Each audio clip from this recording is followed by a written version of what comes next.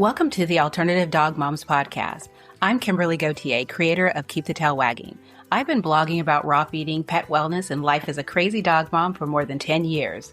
I've seen massive improvements in my dog's health since I began raising my dogs naturally, and I'm passionate about sharing my experience to help other pet parents. I'm Erin Scott from the Believe in Dog podcast. For more than 10 years, I've been researching and learning everything I can about healing cancer, allergies, autoimmune, and mystery illnesses in both my dogs and myself. And I can't wait to share with you everything I've learned in case it could help you too. As the Alternative Dog Moms, Kimberly and I are bringing you all the latest dog health news that we're following and the brilliant people we're meeting along the way. Now let's get started. Hello, Kimberly. Hello, Erin. Ooh, I want to give a shout out to someone. Yeah. If I have to find the email, because she said that she was going to start listening to Winter. She sent me a text message saying that she's getting into her Spotify and she was going to catch up on the podcast. So if you reached this one, you probably haven't yet if you just started. Hi. Welcome to our center of the world. Thanks for listening. We complain about what's happening in the world. It's not always complaining. I mean, sometimes it's like, hey, this is cool. Check it out. This might be able to help your dog. Like, I feel like that's my life's mission is like, if I find something that can help somebody's dog, I want them to know. Yes, that's basically why we started this. So how are you? Oh, I'm good. I have a funny story. I have props. I know we're not releasing the video, but you can at least follow along. So I will show you. Yesterday, I bought 2 of these duck necks. Look at you. They are from the Tuesdays dog brand company, and they are just the duck neck.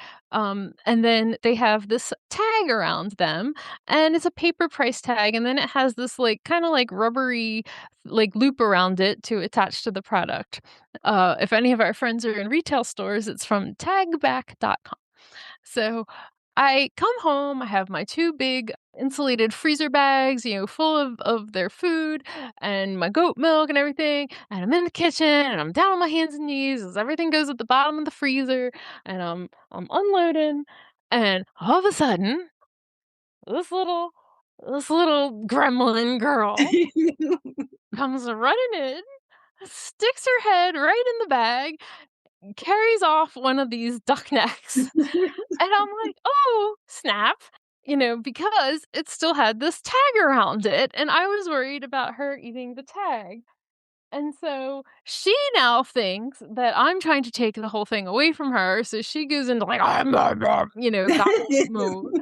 And she also gets, like, slightly, like, resource guardy, and she's trying to get this one, as you can see in the corner of the screen there. But, yeah, so she did end up, like, ripping off a piece of this rubberized thing, and it's unaccounted for, so I assume I'm going to find it in a pile of in the yard soon. And I was like, "I can't believe this dog just swallowed part of this rubber tag thing." But it was just, like, a tiny portion. I would Yeah. it was not enough that I'm worried about it or anything. It was, like, maybe the width of, like, your pinky nail piece or something. I still had, like, more than 90% of the thing left. But I was like, "Oh my gosh, she just came and, like, stole this out the bag and gobbled it down, even eaten part of the rubber tag." So that's how my week's going. I'm on pink tag poop watch for the rest of the week. Oh, I have a story for you too. I tried agility with Oh, Bella and Buffy. awesome. It was very, very try, not anything serious at all. But we have a thing here in the summer. We have tons of dog events, and the first one was Puchella. I think it was the first one, maybe the second. But anyway, I took I took the girls to Puchella with me. And it was funny because I went right when it started at 10 o'clock. I think I arrived about 10:20. And I'm walking around with the girls and I'm blown the blank away because I'm used to people somewhat at least one person is either going to let their dogs come towards us on a flexi lead, Mhm, mhm, and they're mhm. 25 feet away, Uh-huh, uh-huh, or someone's gonna have a gigantic dog that's just dragging them everywhere, and they're gonna be coming towards us. uh-huh, Or uh-huh. third, which happened last year or the year before last, no, it was last year, a little girl, a lady decided to bring her kids to see the doggies. And, the little girl started screaming, "Doggies!" and then running at high speed while she's screaming, "Can I pet your dog?" And I was, like, shoving Buffy behind me like, no. No, you cannot, young lady." So, I was prepared for that. Did not happen. It was and there were tons of dogs there. Everyone was giving each other space, everyone's dogs were next to them, I mean, it was and it It's got to the point where I was amazing. standing in line because they were, like had an agility set up, and you can go in one at a time, and they would walk you through it with your dog. And so I'm standing in line, and we were talking, and all of us were in line were saying the same thing, like, "Wow, this has been amazing." And we came to the conclusion that we all came early. Like, everyone who Mm. doesn't wanna deal with it probably came early before it became a little too crazy, and that's why. But it was really pleasant. But I took Bella in first, and so she did the jumps, she was really good with the jumps, and I kept them on leash because I know Bella would have just been like, "I don't know what's happening, but I'm gonna lay down right here until Oh. you're done." So I kept her on leash, and she jumped did the jumps, but she wouldn't go through the tube, and they Uh-huh. shortened it, and they were trying to get me like, "You tried," and I was like, "She is not going to go through that tube," and I loved it because she laid down, and she just turned her head away, like, "I don't see you, I don't hear you, I am not doing this, I don't know what this is." And she wouldn't go up the little, ramp. She Oh, was just okay, like the she would touch it with her paw a little bit, but she was like, "No, I'm not doing that." So I was proud of her for doing the different jumps, and Buffy, same thing. She did the jumps, she would not go through the tube, and she was not interested in the rest. She was like, "Yeah, I'm ready to I don't know why we're here, but I'm ready to go."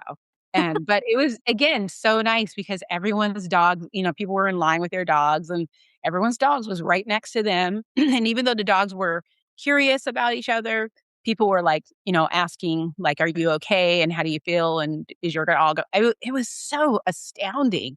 Whereas, That's like, this wonderful. is what these events should be. Yes. There was only one I only had one incident.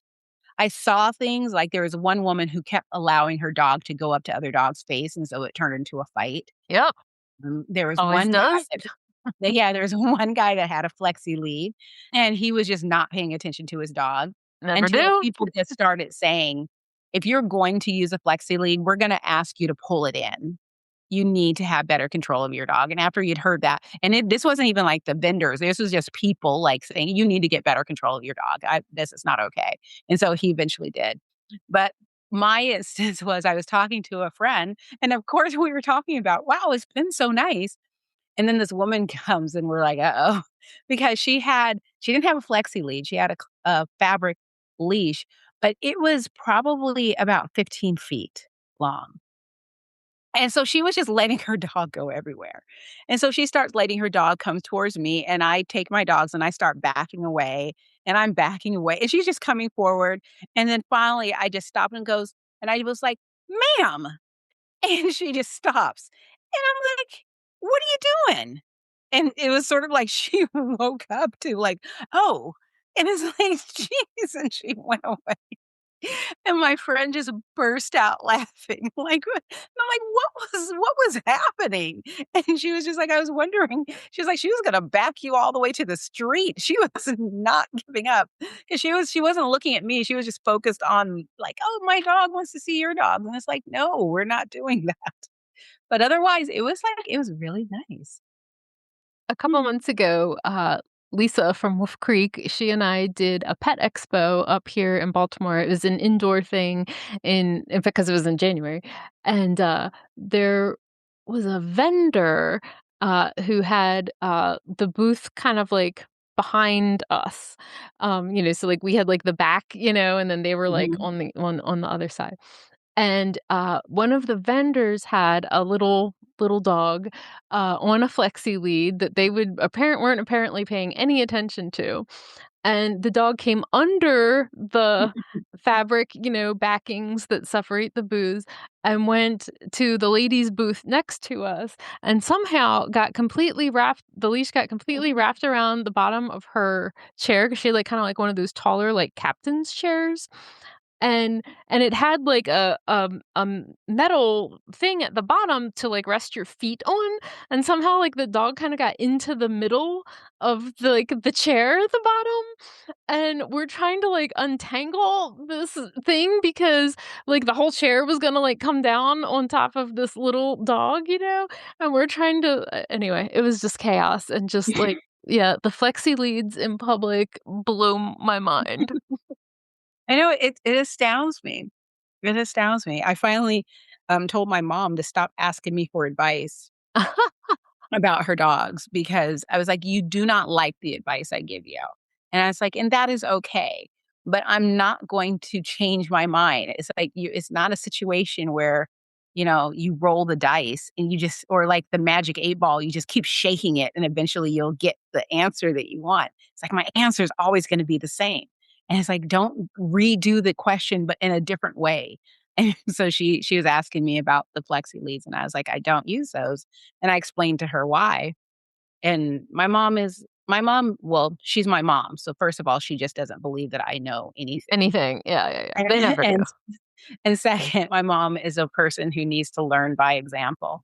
I just hope that she doesn't, get injured because the Her dog or the dogs, yeah. yeah, because I've had it happen where I've had someone walking. And she comes to think is something that you said on an earlier episode, like probably a couple weeks ago. Someone was walking with his 2 little chihuahuas, and he's on the phone, and this was, like, before earbuds. Mhm. So he's just holding his phone, talking into it on a speakerphone while he's not paying attention to his dogs. And he sees me and his dogs come racing towards me, so he stops, lets the lead out so they can race towards me, and I'm, like, with 3 or 4 dogs. And I'm just, like, trying this is years ago, and I'm trying to get away, but I can't, and these dogs wrapped around me, wrapped around my dogs, and finally, I just, said, "Can you just get off the phone and come and get your dogs? Just please. Just you can see that I am For the love, overwhelmed, yeah. and you're just standing there talking on the phone, watching." And it's just like, "Please help me." But it's like, I remember around the same time, there were pictures going around where people who had gotten the flexi lead Mhm. wrapped around their leg and it cut into their Yes. leg and well, Yes. yeah. Yes. But I will say, I wish more places had events for people to come try things out, like nose work or, Mhm. fast cat or, agility or something because it could be fun, but, I'm not interested in competing, I'm not interested in it taking Yeah. over my whole life. I just want my dog to do something fun and different every once in a while, and hey, if they really like it, maybe I'll do a class or 2. I'm not looking Yeah. to, That's what I thought it was just fun, and I would. It's like if I found a place nearby that was doing something like that, and if I could do it, like, one-on-one, if Mhm. just go in, maybe have a half-hour appointment, half hour, 45 minutes, and do something like that with one of my dogs. I think it would be a lot of fun. I mean, I would even pay for a package and just take 1 dog each time, just, Yeah. a different dog each time just to because it was kind of fun. I don't know, I was curious to know, like, as their confidence grew, what it would be like, because I think it would really help Bella with her Bella. confidence, and I think Buffy would get into it because she's my parkour girl, where she was, like, all over the place, so That's a class, parkour for dogs is a class, yeah. she just loves it. So, yeah, so Well, it's funny you mentioned the tunnels because when we had Tori Mystic on talking about enrichment, she has the enrichment podcast for dogs that she did. Tunnels were one of the things that were like highest rated of dogs seeming to love them and be enriched by them. yeah. And I was like, Nino isn't going in a tunnel. Because I have thought about you can get 'em on Amazon for, like, $35 or something. I Yeah. have thought about buying one. But these might be I think they do a lot of those kinda studies with, like, golden retrievers or with dogs who, are already, like, active or therapy dogs or something, and, I'm like, "That's a whole different that's not a no." I think I could get my dogs to go through a tunnel at home with nobody around with treats. But it was funny because the guy kept saying, "Well, do you have treats? Well, do you have treats?" Do you? And I was just like, "They're not going to take the treats." It's like they are in high anxious mode right now. And Yes. there's a ton of people around, there's other dogs, there's all these scents and smells. They're not at home. They're Um, overwhelmed, yeah. they're yeah. But one thing that was really cool because it was on a field like a school's field. So we parked all around the field against like a what a chain link fence. And Buffy went straight to my car. And she smelled it out through the fence. And That's I'm like, "Well, amazing. good for you. Yes, that is the car, but we now have to walk all the way down there and work our way back to the car." So, I can't, I'm proud of you, but it's like, I'm not climbing the fence for you. But yeah, so yeah, it was a lot of fun. It made me want to do more stuff. I mean, I'm not ready to go out and invest in a small because my friend was like, I was thinking about getting a small kit, and it's like I'm not going to do that because I've purchased things before that there's this. I have a tug of war toy. Actually, didn't purchase it; someone gave it to me, and it's probably rusted underneath weeds and grass in the junkyard because I thought Scout would love it. But I put it up and Scout was like, "I don't know what that is, but I am not touching," because he used to love to play tug of war. And he was just like, "Yeah, no, I'm not playing with that. I'm not doing that. So you can take that away." So, oh well. So you've had a busy week on social media? I know I have. It's only Wednesday. Is it Wednesday? It's only Wednesday. Yeah. Someone sent me a wonderful article that canine nutritionist, and it's funny because my first attempt at writing a response to this person was so impolite and so sarcastic. It wasn't like um I don't know how to explain. It was more out of just I'm so tired of people writing articles about raw feeding who don't know anything about raw feeding. But the more I spent time on the website, I realized this person is in a completely different country. And so I think that they were looking at raw feeding from their perspective in their country, not as raw feeding as a whole. It was still very discouraging, but maybe in their country, it's very hard to feed raw. I don't know. But because it's on the internet and people from all over the world are going to get it, I decided to just write a response to it that kind of clarifying because nothing that she said was exactly wrong, but it was the same old argument of, your dogs aren't wolves. And it's like, yes, we gather. My dog is named Buffy the Vampire Slayer. Not really a wolf name. And Crazy girl. she sleeps in my bed and she's afraid of paper bags. So it's like she's not very vicious. And bones are dangerous because they can break teeth and, cause punctures. And it's like, that's why, you want to be careful about what you give your dog or of course the pathogens and are a risk or, these diets aren't balanced. And what was interesting is that the big part of the article was about balance and about how raw isn't any better than cooked. So clearly, this person was an advocate for cooking, but it was sort of like, yeah, but homemade cooked diets can be just as imbalanced as a homemade raw. You're not, nothing in the article. And I was like, ma'am, you could use some chat GPT. Because you could have just asked it, "Can you give me studies that about raw feeding and articles to help you do the research?" Because there were no scientific studies in her article, which there are some, both for and against raw feeding. She calls herself a canine nutritionist, but didn't explain her qualifications because it's like, what exactly does that mean? Because Here in the States, canine nutritionist is someone who took a course through the Feed Real Institute. So I don't know if she took a course through this Feed, but she didn't call herself a CPCN. Mm. She just called herself a canine nutritionist. So I don't know what that is because a veterinarian nutritionist has the letters and the degrees. I don't know if it was just it's from the basis of the article, which was very, very kind of surface level. I just think maybe this person was really into canine nutrition rather than actually having a certification.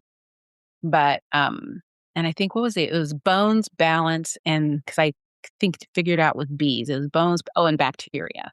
But there was a big section of the riskiness of the bacteria and how the, people who live in homes with children or elderly people shouldn't feed raw. Puppies shouldn't be fed raw. Yeah, it was just it was it was just one of those where or did ChatGPT write this article for you? Because I just feel like, your logic, I mean, because if you think about it, if an elderly person can't be in a home where there's raw, do you know how many grandmothers make turkey dinners and I mean, my grandmother was always cooking and in the kitchen cooking and handling ham and she was handling it raw and she was not wearing rubber gloves but she washed her hands. It was a big thing. We were all taught. Our friend Brian did a great visualization of that recently. Did you see Yes. that? Yes, he did. I saw that I think yeah, either this morning or yesterday. He does the greatest ones too. I love those. 'Cause it's just one of those 'cause it was a picture of someone making, like, a chicken dinner, making chicken for their family and how that was great, but then making chicken for your dog. "Oh, no, the bacteria, this is dangerous." And it's kinda like Suddenly you don't know how to which wash your hands and, no, it's you're like, just which wiping the counter with with raw chicken or something. I mean, it is, it's just like I was like, it's funny because I felt like this is a person who heard about raw feeding and maybe I just feel like this is a person and it's similar to like articles I've seen written by there's a guy over at Psychology Today who writes articles. And this was from years back, and a guy from I think PFI, the Pet Food Institute, who would write articles about raw feeding. And it just sort of feels like the same thing where they hammer on these things as if raw feeders we're like, driving down the road and there's a dead deer on the side of the road. We're like, "Whoa, dinner." And we're scooping it up into the back of the car, taking it home and throwing it on the floor in the kitchen and letting the dogs go to town. Well, and just not caring. I mean, it's just like, yeah, it's not exactly not exactly. But I do think it's funny with the, your dogs aren't wolves. There's a veterinarian nutritionist that I follow. I think is she called the Verity? Yeah, Yeah, Veritas or something. yeah. And I I follow her because whenever she does a video, if it even touches on raw feeding, I always just go to the comments. Because there's going to be at least one person who goes, "Because your dogs aren't wolves. Say it louder for the people in the back." So, Veritas, by the way, is Latin for truth. Yes. Yep. She's also the person that said because horses and cows, since they can eat grains than dogs, it was a weird correlation of it. It's like, yeah, but these are different species of animals, and that's not a good analogy, ma'am. But okay. But yeah, she did one. She does some interesting videos. I I'm curious about her videos. I'm curious about her opinion of Dr. Judy Morgan I don't because think it's a good one. I don't think it is That was my takeaway. because because the last one she said, I think she just said that I forgot whatever she said, and it was just like, that's not what she said at all. I think it was something about how that there are no what was it? That yeah, that there are no recalls with raw food, that there are no raw food recalls, and her next screen is a list of raw food recalls. And it's like, that's not what she said at all. And she said that there are no reports of humans getting sick because of a raw food recall. And it's like, so if you have evidence of that, I'd love to see it. But what was interesting is that she didn't take the video down to correct it. She just left it there. And quite a few people pointed out, like, that's not what she said. And I find it interesting that we've reached a point where we will keep content up if it's playing well, even if it's not 100% accurate. Oh, yeah, we've And seen other people we know do that too. yeah, and it's just it's a new thing where I mean, if I had made that mistake, I'd be racing to take it down, and then I'd be kicking myself for days thinking, "Oh my gosh, I can't believe I did that," especially if I'm critiquing someone else. Mhm, Especially if mhm. I mean, this is veterinarian to veterinarian. For me, since I'm not a veterinarian, I would really feel hesitant about critiquing a veterinarian. I just don't. I leave it be. I mean, I think the only thing that I did speak up about was, Dr. Ruth Roberts, because I thought hers was a bit out there. But what's interesting is that I recently found an article that stated that the raw food industry, was it an article? It was something where it was they did say that it was a $4 billion industry. But I And think they're counting fresh feeding, so I think that yeah, counts, like, fresh pet and farmer's dog and all that kind of it stuff. did. And it was funny because but what they are doing is that they're now using raw food to encompass all of that. Where it's like fresh pet is not raw food, but to people outside of the raw food community, it very much is. In fact, there are people inside the raw food community that think fresh pet is raw food. So it's just like, huh. Oh, they're not in the community, they just don't know that. They're in, like, their own community. Because I've had so many people there's like, "I get my raw food from Costco," and it's just like, "Isn't that expensive?" Because, I mean, even though, yeah, for Costco, you can get food, like, I'm thinking about getting it's a big cut of meat, and you can have them cut it, take it to the butcher, have them cut it into prime rib steaks, or is it prime? Not prime rib steaks. What are they called? I can't remember, but it's a cut of steak, and I can't remember what it's called. But you can have it and it's like because 'cause I've seen videos of it, and they were like, when you think about it and you break it down, it makes the steaks like this much a pound versus how much it costs if you buy them through the grocery store. And I'm like, "Oh, that's a pretty good idea." But it's still really expensive. And that's not something that I wanna think about the cut of steak. It's gonna drive me crazy.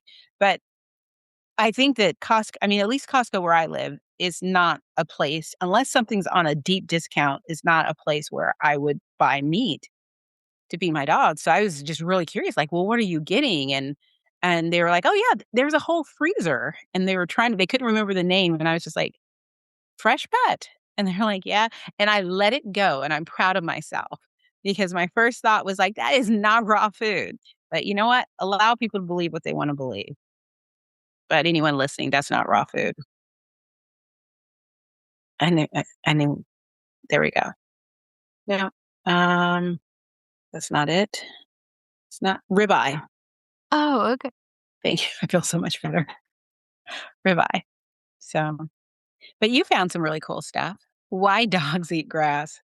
I liked this one. I read that article. Yeah. I read that article and I love the fact that I love the fact that it added some dogs just like to eat grass Yeah, yeah. because there are so many people who promote products on the fact that your dog is eating grass. My worry with my dogs or when I get worried is when they're obsessively eating grass. When Yeah, I like, it can't doesn't necessarily mean that they're sick and that they're, like, yeah. self-medicating, yeah, to throw up or something, yeah. Yeah. It's like, I worry if it's like if they don't wanna play, if all they wanna do is go outside and eat grass, or if they're at the door whining and they race outside and start eating grass, that's something where it's like, "Oh, let me pay Yeah, attention." yeah. But if they're just outside playing and stuff, and then every now and then they stop and eat some grass, I've just noticed that certain times of year, there's must be some type of grass that is growing that they Sweet, really that's what like. I've heard, it's a sweet grass in the spring or Yeah, because something, they yeah. go to these little pockets and they'll eat a little bit of it here and they'll eat a little bit of it there and stuff. So I don't really worry about it. I mean, because I used to grow cat grass or, wheatgrass for my cat. Um, but I stopped giving it. This was years ago. I stopped giving it to my cat because it did make my cat throw up, and I was just like, "Well, that sucks." Which the article didn't cover. But I think it's interesting because we've all been taught that if a dog is eating grass is because they have an upset stomach and they're trying to make themselves throw up, and or that there's, because this is something that I believe for years, is that there's clearly a deficiency in their diet and I'm not able to meet it. And I did so much research because I was like, well, maybe it's um I used to started giving my dogs, can't remember what it's called, chlorella. Oh, yes. Yeah, I started giving my dog years ago chlorella because I thought that this is what they were trying to get from the grass. And I don't know why. I didn't look it up. It just sounded right in the moment. And, now I have actually done research into chlorella and understand that, no, it is a great thing, it has its benefits, but it doesn't do what I thought it was gonna do. It's more of a detox and, something that my dogs don't need on a daily basis, and it's just yeah, it's not that big of a deal. But it's one of those things where I think it goes along with the topic of balance, where I think we should try to meet our dog's nutritional needs, but we shouldn't be killing ourselves trying to balance everything we do with our dogs. And it's the same thing with the grass. You know, our dogs can eat grass. It's not their dogs. This is something that they do as part of their species stuff. That is not a word. It is a word, but it's not. I'm not using it correctly. So let's just ignore it. Um, but it's part of what they do. And but if they are doing obsessively, if it's clearly that they're doing it and they're sick, then of course we should, look into it. Investigate that, yeah. But I'm surprised more people aren't talking about it. And one thing I've noticed with Daisy Girl here, so sometimes she goes out and she just likes to eat grass, but there are times when we're on our walks where if something triggers her, she a bicycle comes by or a motorcycle or something like that, then she'll almost go into this like kind of like obsessively eating it. Like I'm almost having to drag her down the street because Yeah. but it's like this weird, like, anxiety reaction where she'll start doing it. But, like, to me, like, I can tell the difference in her behavior, and her intensity Mhm. about it, if there was a trigger nearby, versus, like, she's just out in the yard, like, "Nom, nom, nom," for a couple minutes, you know? Apollo does something similar if we're on a walk, and it's not like the Centennial Trail, he doesn't do it. But if I take him to a place we don't often go to, if we stand still for too long, he will do it. Hmm. And it's like one of those where I've learned that I can't, because usually I'll take all 3 of my dogs because Zoe's not interested, so I'll take 3 dogs and go for a walk. Now I'll take 1 or 2 dogs, because with 3 dogs, I have 3 things happening because, Buffy's bouncing all over the place and trying to wrap around my legs. You know, Bella's probably trying to use the bathroom, and then Apollo's standing there like, "I thought we were gonna go for a walk." So I was like, "Well, if we're not gonna go for a walk, I will go here and eat grass." And which, of course, I stop him because if we're not at home, like the grass on our property hasn't been treated with anything. So I don't worry about it.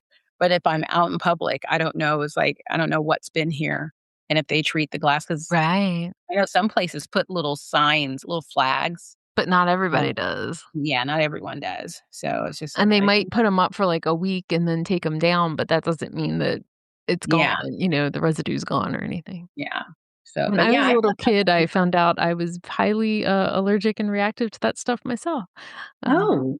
because our neighbors used to get it, and it would, like, make me break out in these weird, like, hive things, and, um, that was what started my whole, like, sensitive skin, no additives, no fragrance, no, stuff, but yeah, it's not good for people either. So Dr. Kosher gave some Yes. advice on how to choose dog food, some really common sense advice on how to choose dog food. And it was basically just about transparency. It's like, are they willing to share this information with you? I question the people I would think who need this information. I doubt that they would go too far. into doing the research, whereas the people who would be interested in this information probably have already found good dog foods. Well, there's always people learning. I'm thinking of Mm. somebody I know who's, she's very new to all this. She has a dog she's really trying to help, and, like, I sent this to her because I thought it was really good Yeah. information, and I'm always trying to remember there's people who are just discovering this for the first time. I remember the first time I heard, like, "Raw? You feed your dog raw? What?" Yeah, there's always somebody, getting a dog for the first time, or the first time as an adult, or, their dog has a weird health issue, and Yeah, I liked it. It was just 5 things. Are the ingredients human quality, fit for human consumptions, and where are the ingredients sourced from? Did a qualified nutritionist formulate the food? Are the foods formulated to meet AFCO, NRC, or PDF nutritional standards? What's interesting is that I didn't even know that there was a food out there that was formulated to NRC. I thought it would be either AFCO or PDF. But it also, if it's not formulated to these, it will clearly tell you as such. And I can tell you there are some small brands out there. They're making food that should be labeled supplemental feeding only. yes, I've seen And a couple of those before, yeah. and then, of course, can you provide complete nutritional analysis, both by calculation and laboratory testing? And these are questions that, that she's saying that people should ask of brands. And that's the one that I don't know how many people would ask that. And if they did, would they be able to read it and understand it? And that's Uh, something is that the well, who I think it was Dr. Becker, is that something that she had kinda popularized, like, a year or 2 mhm. ago about Yeah, asking for that extra breakdown, and so you had actually contacted some companies and did that, right? I did. And I was actually really surprised at how many companies were very forthcoming with sharing the information. And a lot of them would be like, well, what are you trying to understand? And I think Right. it's because, you know, they don't have time to just constantly share stuff with people, but they do have some information on their website, but just so they can help you understand more. Because again, do you really understand what you're reading?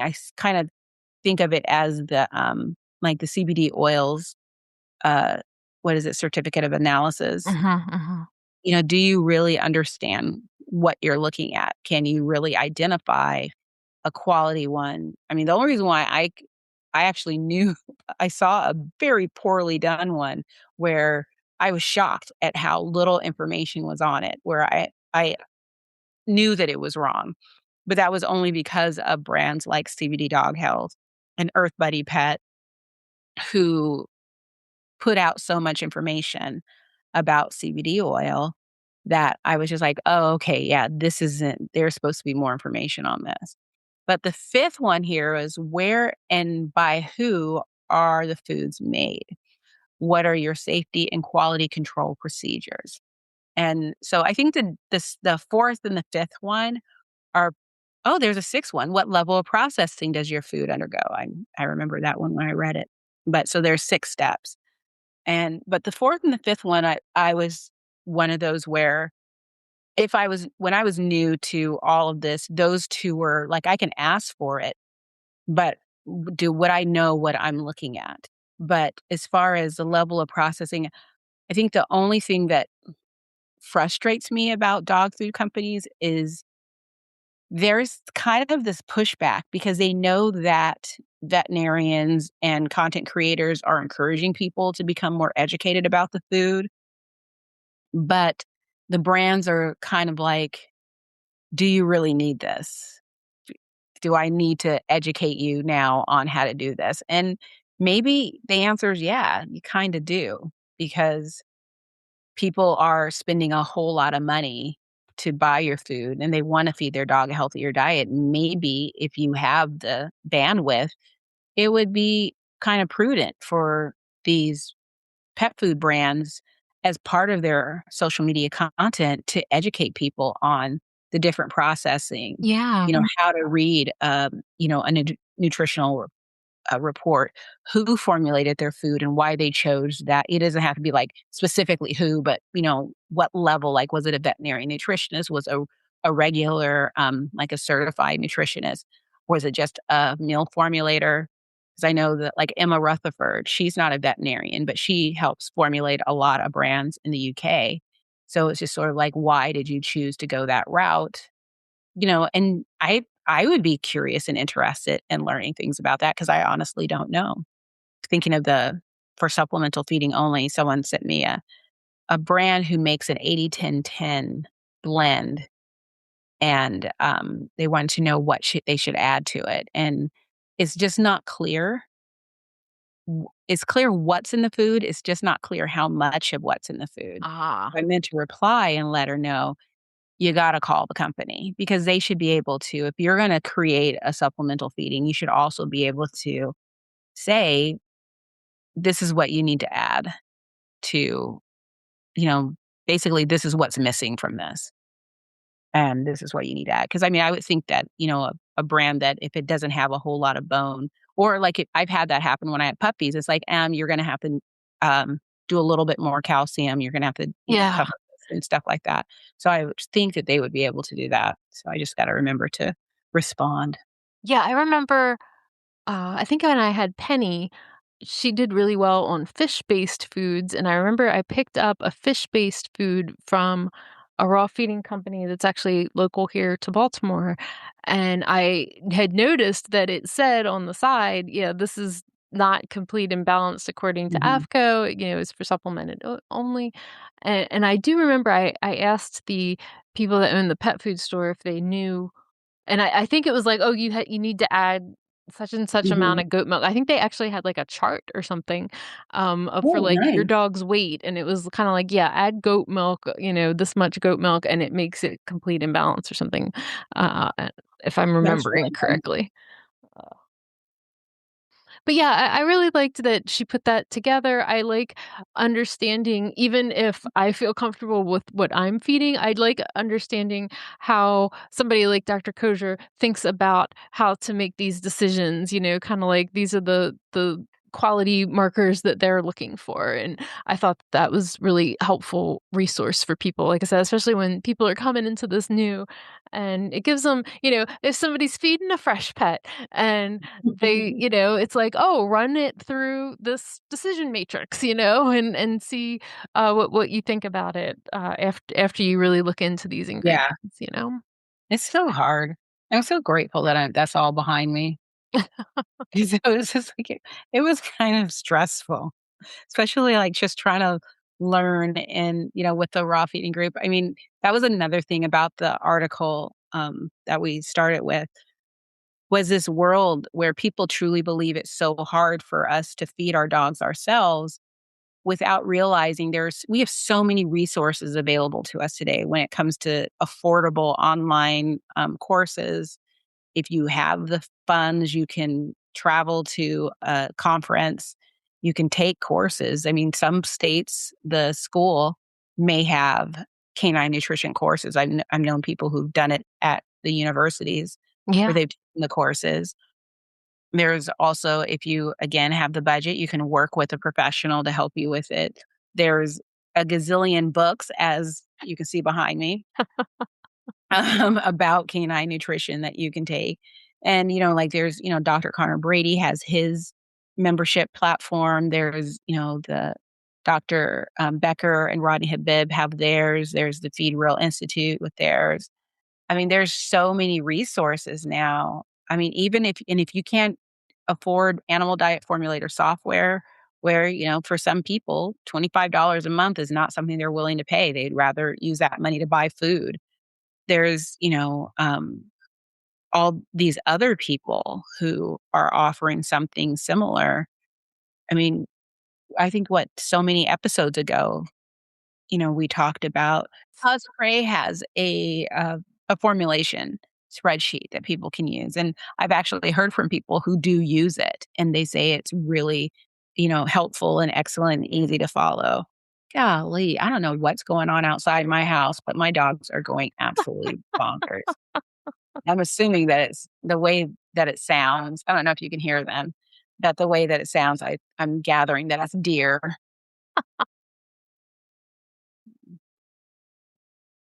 You know, my dog walker showed up today, and there were 3 deer on the property, and so he's, like, standing there, and we're like, "So how's this gonna work?" Because he needed to go to the Centennial Trail and pass the deer, and the deer are just eating, and they're like, "We're fine."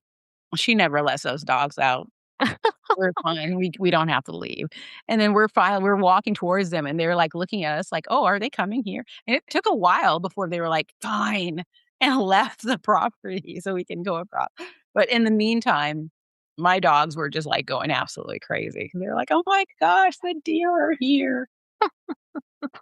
So And then the other link I sent you was Dr. Peter Tobias has, like, a free online recipe maker for raw feeding, so I was playing around with that a little bit too, and it's not as, doesn't give you a breakdown the way that, like, Animal Diet Formulator does, mhm. but again, I thought, like, for somebody just wanting to see what check it out, what's involved, this is my Yeah, first time ever wanting to DIY, I thought it was pretty helpful.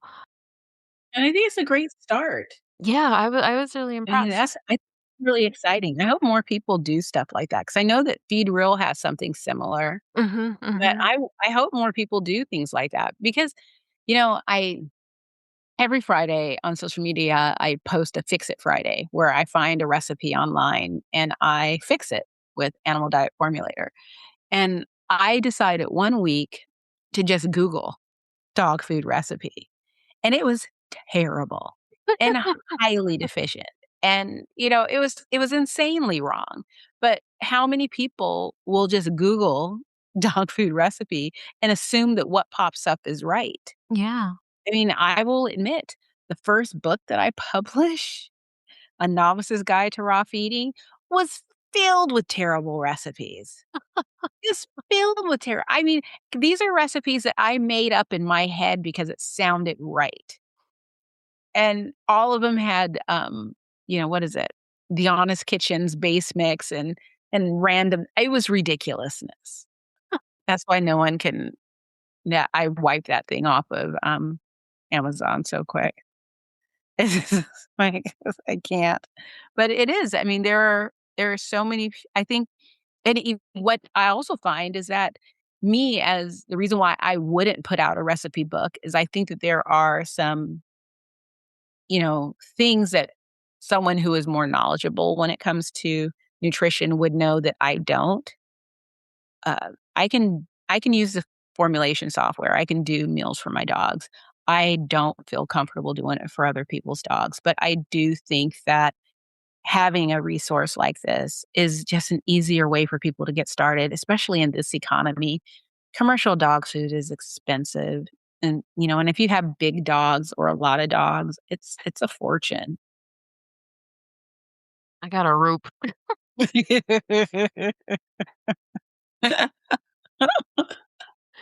Um, for anybody who's of a certain age, in our audience listening, do you remember the, commercial I think it's for Old El Paso, and there would be, like, it was like salsa, and there was, like, these cowboys sitting around, the Yeah, campfire, and they would be like, "Oh, where's this salsa from?" And it was like, that's "New from York New York City." City. And then the one guy would go, "Get a rope." We say that line, "Get a rope," in my house all the time. Whenever she wants to play rope, one or the other of us has to say and we have to say it like that commercial, and I'm God, like, we used to have such great commercials. We probably still do. It's just that "Yeah, I just I skip them." I yeah, I don't watch commercials anymore. I mean, but it's just like, gosh, I know those are so good. And he's like, "This is that salsa's from New New York York City." City. Or it was Pace Picante or I don't Yeah. know. Yeah, yeah, I don't know, one of those.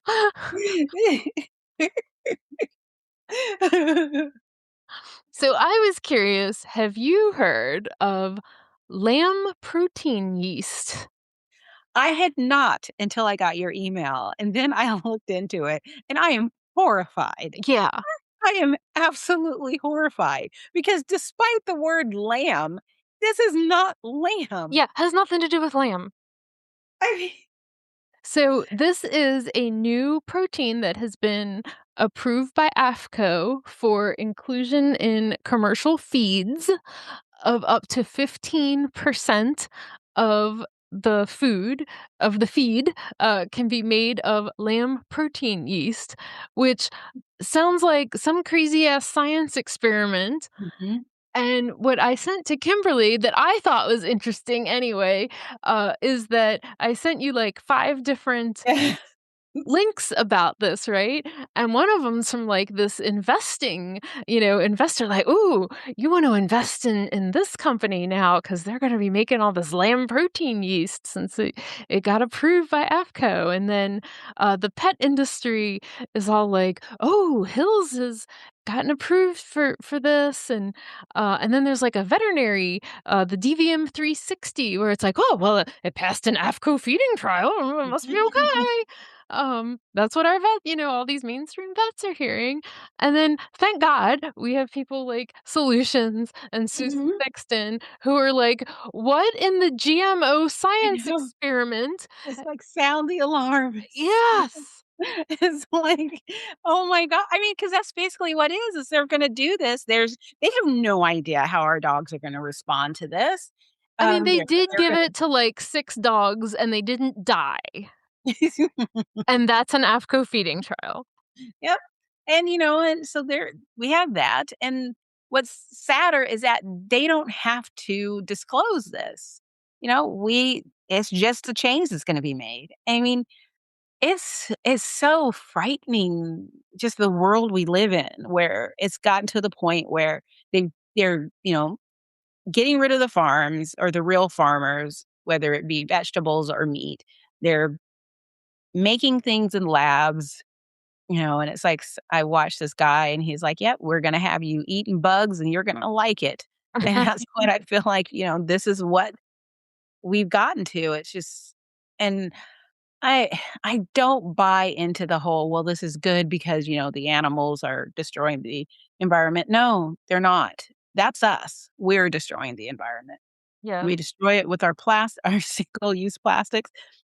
I was actually quite so proud of one of my coworkers because we were sitting down eating together, and he was looking at a bottle, and he was just sort of like, "I wish our company would stop buying this because it's a single-use plastic." And I was like, "I know."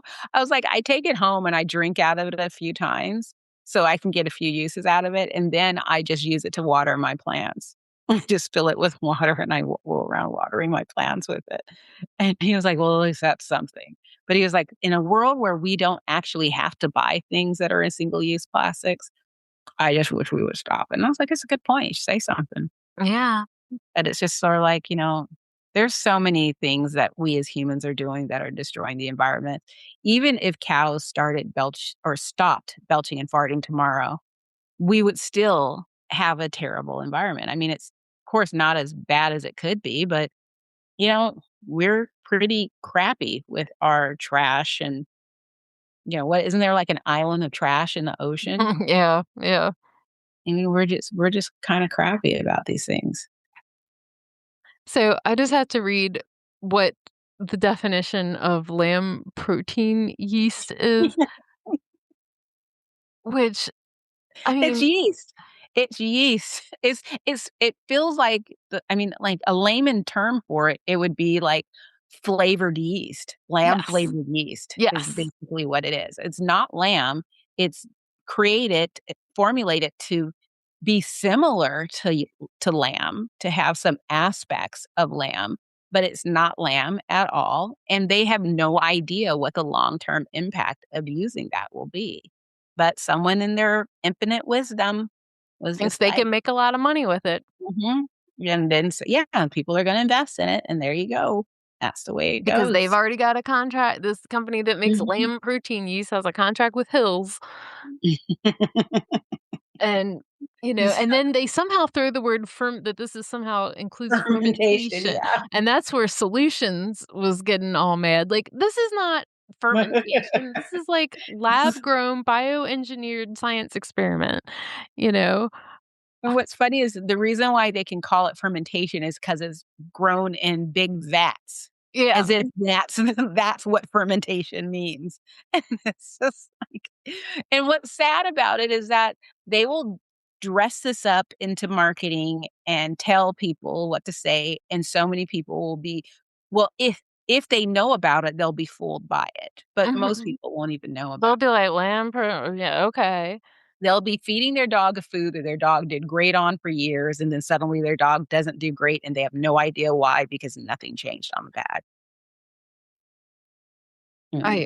I just working with Wolf Creek now, I'm on a bunch of these different, like, pet industry, mailing lists and newsletters and things, and I mean, it's like my head wants to explode, because you were talking about eating insects, right? Like, that's, Mhm. an emerging market in pet food, and these newsletters are like, "Oh, this is amazing," and it's like, "What?" Like, and it's just like, you hear all this, "Oh, people love their pets like family," "Pet industry is recession proof," and all this kinda stuff, and it's like, but the pet industry is there to make money by Yeah. exploiting your love of your pets, which we've even talked about before in their Yeah, own marketing briefs that they say. "Oh, play up the pet as family angle," you yeah. know? I mean, that's basically what it comes down to, and it's funny because I actually bought some cricket flour because 'cause I'm gonna be making these dog treats this weekend that an ingredient is cricket flour.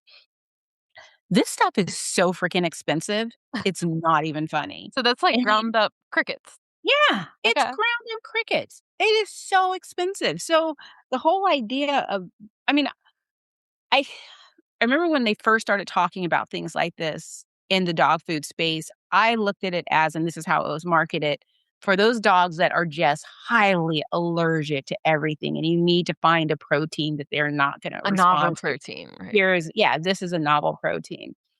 Um, but I never thought that it would turn into, "Let's turn all of it into" or even worse, "Let's just make the yeast a protein." I mean, it's just like, come on. I mean, it's on one hand, they're saying, yeah, they recognize that we love our animals, but clearly by the choices they're making, they see our animals as disposable. Cha-ching, Because, yes. if our dogs die, we'll just be sad and then we'll go get another one. And how many people will do the exact same thing? Because, you know, we did so many people don't realize that it's the food. I mean, I didn't in the beginning. I didn't realize that it was the food. I was told that this is just how dogs are, Right, right, you and we don't know? know that it's the food with ourselves a lot also. Exactly. So, there you And go. by the way, just so you know what goes on in my head, I had to stop and think cricket like the little insect dude, not cricket, that game with the weird paddles where they're, like, grinding up paddles and weird little pants or anything. 'Cause and then I had this whole crazy thought train of, like, grounding up anyway, this is how my brain works. I was thinking about the guy from the cricket from, what is it? Pinocchio. Jiminy Cricket. Yeah. My dog's gonna eat him. But they also eat Bambi and Thumper.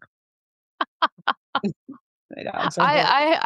I gotta tell you, I've never been able to eat venison because of Bambi. I refuse to watch early, Disney movies. I think they, clearly Disney had a really, traumatic situation happen with his mom or mother figure in his life, and that came through his movies, and he ruined me. And, yeah, I think the worst one for me, though, was The Fox and the Hound because I did not see that coming, and I feel like I should have been able to sue. I feel like there should be I didn't if I've seen that, I did not retain that trauma. I yeah, may have it's blocked it out of my I memory. honestly don't remember how it ends. I know that somebody dies, and it wasn't happy because those movies are never happy, and I feel like anyone from, you know, pretty much the X generation, I feel like we should get together and file a class action lawsuit against Disney, shut them down. Yeah, I don't know what this movie was, but I just remember Elmer Fudd saying, kill the rabbit," and I was just like, "What is happening?" Oh, that's another thing, that we say in our house a lot because of Daisy Girl going after the rabbits. Yeah, we do some Elmer Fudd voices about those wascally rabbits. But it's just like good gravy. Yeah, I can't handle it. I can't. Yay. You watch anything good? Oh, you're going to the movies soon. I'm going to the movies. I'm gonna go see Disclosure Day. I'm very excited. I just started watching Paradise. Okay, I think I've heard about that. Yeah, it is so good. I'm, like, stunned at how good it is. I started watching it when it first started, and I was just like, I'm not into this." Like, I gave it probably, like, 10 minutes and was like, "This is dumb." And so I didn't understand why people were talking like it's really good. And I think this weekend, I was just sort of like, I wanted to just put something on and watch it and just veg out, so I figured I'd watch that. I always kn and I know a show is good when I'm standing in front of the TV. That's my thing is I'll find myself just standing in front of the TV. And, it was so good because you kinda know what's coming, what's gonna happen, but, it was one of these things where I'm like, "No, they wouldn't do that," but they did, and it's really good, so I think I'm 4 or 5 episodes in. So I did start, Not Suitable for Work. I'm loving that. That's the Hulu one with, like, all the young people who are Is that the getting one that I jobs. posted about? Yes, yes. Yes! I'm so disappointed because 'cause I've already watched everything that's out, and I love it. So, yeah, I love that one. Tim and I watched together the new Hannah Berner comedy special because we love Hannah Berner. She's one of my favorites right now. And then, Hannah was on the reality show, yes, back in the day, yeah, yes. Yes, Summer House, yeah. Summer House. I love that she is having success as a comedian because I feel like they did her dirty on that show. She has thoughts. Yeah. So And then, what else? Oh, we tried watching this show on Netflix, and we really, really wanted to watch it or to like it because it's like this like heist show where there's like, the cops and you're seeing like the cops end and like the robbers end. But it felt like so overacted that we just really were like we were trying so hard. We just couldn't get into it. well, there's one that I want to watch, and I keep forgetting to watch it with Ben Affleck and, Matt Damon, It's where not bad. and I wanna watch that one. But it's so funny because I've started like, when it came out, I was like, "Oh, I gotta watch this."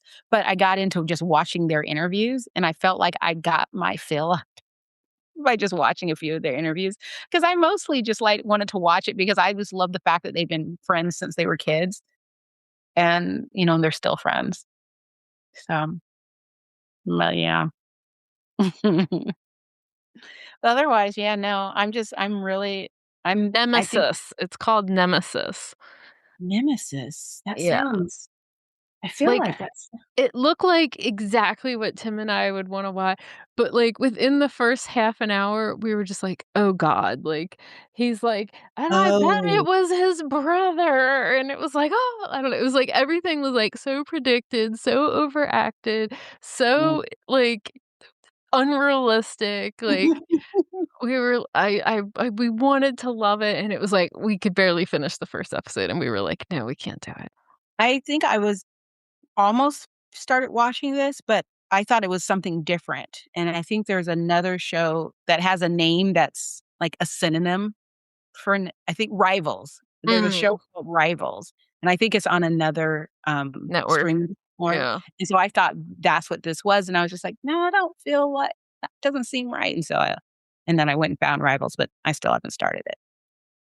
I wish these platforms would, because I know all the streaming platforms are failing and not making any money. So if any of them happen to be listening to our podcast, it would be really helpful if you would allow me to organize the shows that I wanna watch. and save them kinda like how YouTube does. Mhm. Have a watch later type of thing because Ah. there's so much out there that, I forget. I can walk away from a show and there's just so much content that I'll forget that, "Oh, yeah, that was really good. I was in the middle of that." Or I'm guilty of that because 'cause I'll see something that looks exciting and wanna watch it, and then Tim will get mad because like, we'll forget to ever go back and finish something Mhm. else or whatever, yeah. Yeah, I don't and I've also, I started rewatching, it just came out on I think it's Netflix. It's called I don't know how to say the word. What is it's like Subgergia? Subdur Anyway, it's a really funny show, and it was from years ago. Yeah, oh, there we go. Suburgatory. There we go, The Suburgatory. Purgatory. Gosh, it's like I that trying to get that word out from memory was a fail, but it's about a father and daughter who moved to the suburbs from New York City, and Oh, yes, and yes, yes, yes, yes, yes. yeah, it's pretty funny, and the dad's the guy from Clueless, so it's just Yes, like, yes, yes, yes. gosh, we grew up, we all grew up. Yeah. So, yeah, I'm just really excited about Spider-Man. I am so excited about it, I it's the only thing I wanna see, that and Dune 3 and Disclosure Day. I don't even care about the I other stuff. heard I've absorbed through the zeitgeist about that there's a Spider-Man I hadn't even heard of the other ones, but as I told you, I'm pretty sure the last movie I saw in the theater was 2017, so Well, I remember before the pandemic, I used to go to the movies probably not every weekend, but at least once or twice a month. I had a membership because my friend at the time got us membership so we can get discounts on movies. Oh, And we had certain places depending upon the theater, certain seats that we always had to get, and we always pre-ordered our movies, and we made it into an event, and we ended up going to one theater all the time because we would go and eat either before or after, and we went there so often that everyone there knew us, and so they would come in and they're like, "Oh, what did you guys see?" Or, and they knew what we liked, and, it was just, I love going to the movies. And then the pandemic ruined it because I started watching movies at home and, we have big TVs now. I yeah, mean, I even mean our small TVs are big TVs. So I'm in a room with I don't know what size TV this is in here, but this is a big TV that I have in here is this used to be the biggest TV. Like, I remember when Johan got a TV this size. I think it's like a 42 inch. And Johan got a yeah, that's TV about what we have, I think. and, that was like a big deal, like, "Wow, look at how big this TV." Now, this is the smallest TV we have in the house. All of our other TVs are like 50 something inches, and we have an 80-inch TV. I mean, and they're cheap. You can get a TV for a Yes, couple $100. that's shocking, yeah. I mean, it's astounding, and I mean, I haven't bought a TV in a long time, but, um, I buy, like, the Amazon stick Mhm. thing. That way, it's and everything is Amazon is all set up with all my apps, and everything is taken care of, and I don't have to do anything. And, yeah, started watching TV at home, and it was just like going to a movie theater with people reading the titles on the Yeah, screen. yeah, and it's so expensive for yeah, Oh like, my the gosh. floor is sticky and somebody didn't pick up their trash and I mean, well, I remember when I was a kid and totally dating myself, but going to the movies used to cost like $2, 2.50, I and worked in a movie theater. there were matinees too, Yeah. and it was a real matinee price. It wasn't like a dollar off or something. There were matinees, and our parents would just drop us off at the theater, and we would just for $2, and then, maybe usually they sent us in with our own bag of candy and stuff like that. Yeah, The you'd theaters sneak your bag of candy in Yeah. from, like, yeah, the store across But the then street. we would watch all the movies. We would watch this one and then come out and go and watch it because it's like as long as we were inside, we could watch all the movies. They didn't care what we did because as long as we weren't being obnoxious and, this was during the day where strangers would call you on your crap if you behave badly in public, so we were very well-behaved children. Um, so, yeah, we would watch all the movies, and now it's like going to the movies is I think it's about $13. If I can get them to give me a senior discount, I think it's $12. And the popcorn, um, is not good. I mean, it's good for the first couple bites, but then it's like you realize what you're eating. Yeah. And, because I like my popcorn super buttery, but, that's not It is not real butter. butter. It's just a low flavored seed oil that's doing horrible things to my Oh, yeah, system. and when I worked in the movie theater, I could, like, make my own popcorn with my own amount of butter, and, like, I'm just like, "Oh, dear God, it's amazing I didn't have a heart attack at I 18." I used to it's so funny because, my friend and I would go to the theaters because we loved butter, and so we would have them do the layers of butter, and one theater we went to, you can just get a little bit of popcorn, go and do your own butter, then bring it back, and they'd fill it up and Yeah, shake it up really good, but then they'd give you a tray for underneath the popcorn because there was so much butter, it would leak out the bag. that's awesome. Yeah. A few friends have, sent me 10 popcorn tins so that I can use those as my sleeve for my back. I mean, it was a problem. And, I'm of an age where I probably should watch out for consuming things like that. So I still sneak my own candy in and nobody cares. Nobody cares what I do. I mean, I don't even drink soda anymore, but it's like they give you, like, a bucket of soda as big as your head, and we'd have to sell the combo meal, like, uh, "Do you want a combo? Large popcorn, large drink, save a dollar." And then we Yeah, would get, like, a for 50 commission. cents more. Yep, yep, yep, yep. For 50 cents more, you can do this. And it's just like, yeah, what sucks is the last time I was at the theater, we went and saw Devil Wears Prada 2, my friend Oh, and I, and for 30 minutes, it was just commercials. I'm used to going in and the first 30 minutes being previews. No, the first 30 minutes were commercials. Then we had probably 20 minutes of previews. Then the movie started, and it was just like, well, that was unfortunate. I'm glad I didn't have stuff to do. But it was regular commercials, like TV commercials. It was astounding that I guess, people aren't watching commercials at home, so they gotta get us at some place. So they're getting us at the theater. So, yeah, I'm looking forward to this summer. It's gonna be a good movie summer. alright, everybody, talk to you next week. Bye.